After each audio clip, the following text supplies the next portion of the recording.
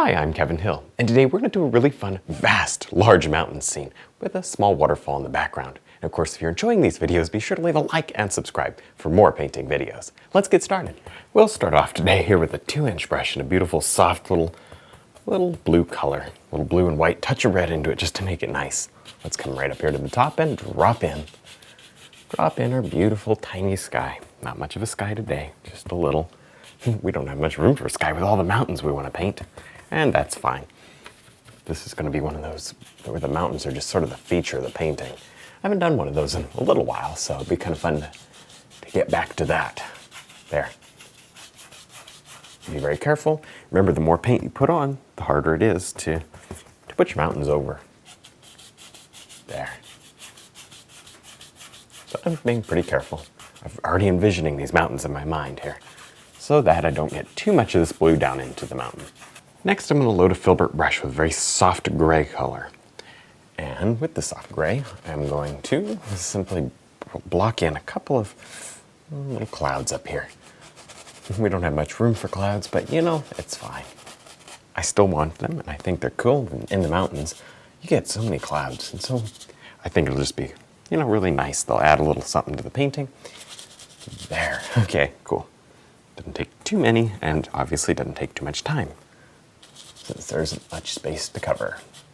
Good. And as you can see, obviously, I've done a normal sketch. We do those all the time.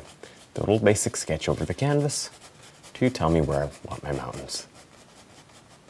There. It helps you and me stay on the right track. Otherwise, oh boy, we'd be lost pretty quick, wouldn't we? Those sketches really help. It's the same idea as if you were using like a charcoal pencil or something. Same exact idea. Now let's go ahead and just drop in most of the dark color here to these mountains. Using a little bit of black, brown, touch of white, but not much, and a little bit of mud every once in a while. Just random colors that I have lying around on the palette. All right, there's some. See that? You can just go right over your clouds or whatever else is there. It won't hurt anything, as long as there's not too much paint down. Good. All right, maybe just a little peek right there. See, you can do a whole bunch of different things. Avoid, however, the pyramid shapes. So that's why I see this spot. Let's bring this over. And honestly, if you need help with mountains, we have a couple of DVDs that might help you. And they'll really help get you away from the pyramids and all that stuff. So there you go. So see how I made that adjustment there? Cool. Simply block in the rest of this area pretty easily. There, use a variety of colors. Now before we go too far here with the mountains, I want to just very carefully drop in a little bit of water back here. Very small strip of water that comes to about there. I don't care about any of that section yet. All right, now maybe just let me get a little gray. See, look at my palette, it's a big mess. So I just slide over here and I find something that looks like gray, load it up, and let me just slide that gray right in here. And maybe it's lighter out there, who knows. We can adjust and play around with this all day long if we want to, so I'm not concerned with it just yet.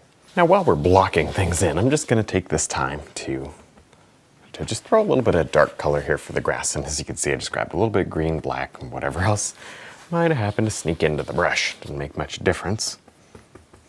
There.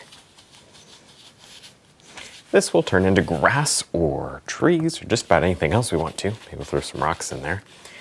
I just need dark color to work with. You can't stick any of that pretty stuff over white. It won't show very well. All right. And of course, you gotta build some depth in the underpainting. You guys know this. So I'm gonna have you just throw in a little bit of light. Get a little bit lighter as you go back, because even the underpainting must have depth to it. Next, I'll load up a beautiful soft highlight color. And you can see I've actually made several colors here.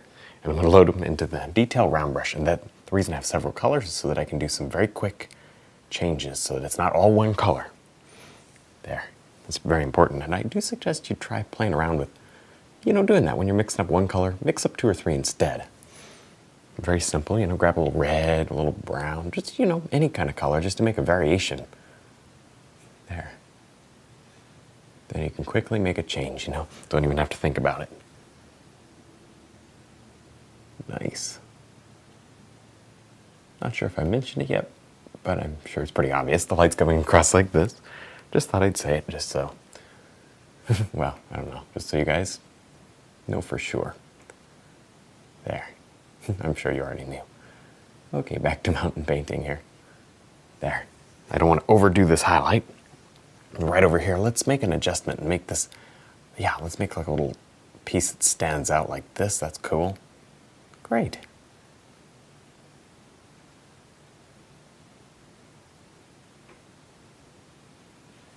All right. I'm just going to keep doing this until a lot of this background area is highlighted.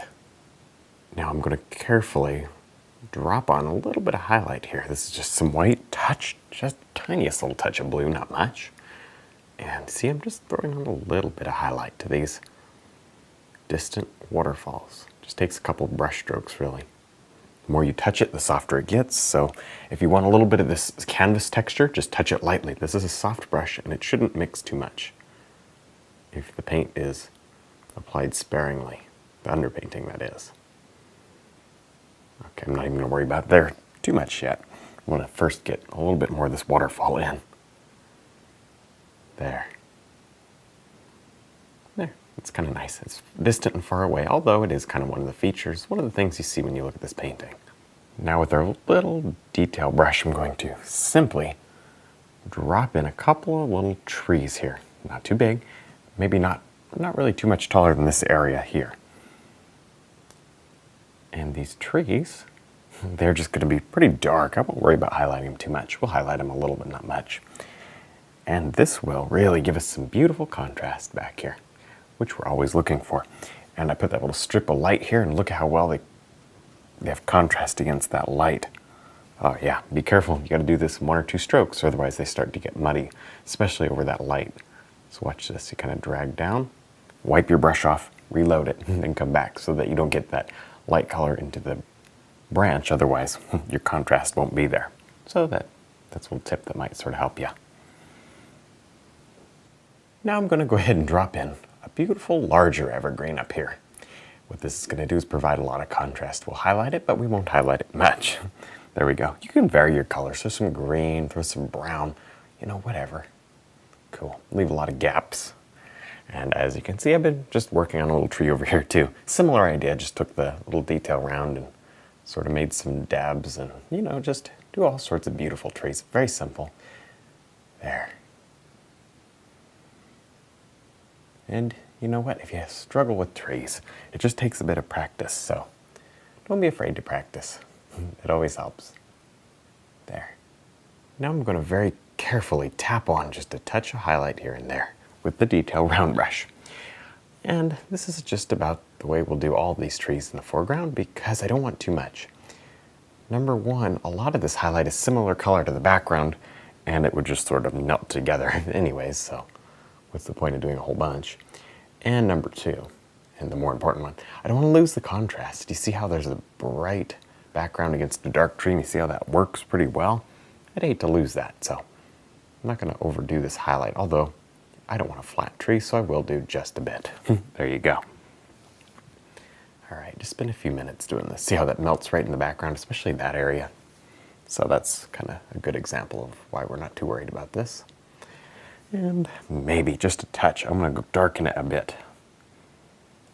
Darken it a bit and just throw a little bit out on these trees here. Now I'm going to go ahead and just drop in a few rocks right here. I don't need many, and you'll notice, look at the color that I chose. It's a very soft brown, and it's not very bright for highlight. Because, here's why. I'm doing this painting, so it's very dark in the foreground. Well, not very dark, but a bit dark, and then the background's super bright. What that'll do is draw you right back and hold your attention to the background. Although this will be finished and it will be detailed in the foreground, I'm not going to leave it like blank. It's going to be soft and, well, it won't jump out at you, which is exactly what I want this time.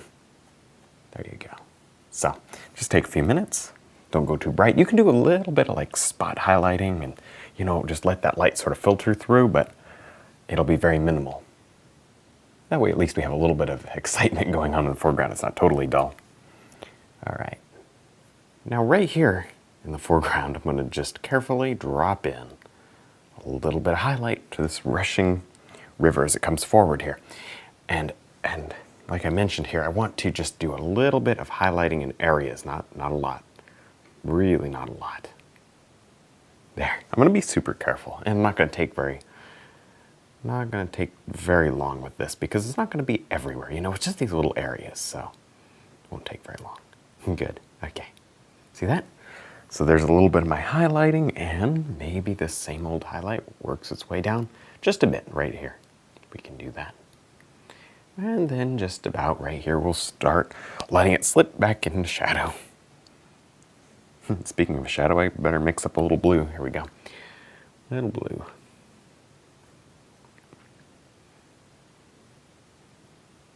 The more you touch this against, especially, this is pretty sparingly down here, but these rocks have a lot of paint on them, so especially as you touch it against that, the more you do that, the muddier things get. So just kind of a little bit of a caution there. Now with our fan brush, I'm going to drop in a little bit of grass here. Right here in this sort of shadowy area. So it won't be very bright. You can see how you just put a little bit of highlight and a little bit of highlight and leave the rest kind of blank. Not blank, but not so highlighted. And it really just kind of gives you the effect of the sunlight filtering through the trees. I think that's cool. So just thought I'd point that out.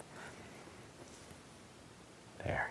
I'm just going to do a similar effect here. Maybe drop down and do a little bit here. It's pretty easy. There. Didn't take too much effort. Good. Jump back to a darker color. And although it's not really getting much sunlight, we do have to put something in so that it's not flat. Now, last thing we're going to do here is finish up with some grass and maybe some limbs and stuff. Liner brush work. Great. I'm just going to start right down here. Now look how they're not so bright. I wouldn't want anything that doesn't fit. There. It just adds a little bit of interest to the foreground. Not a whole lot.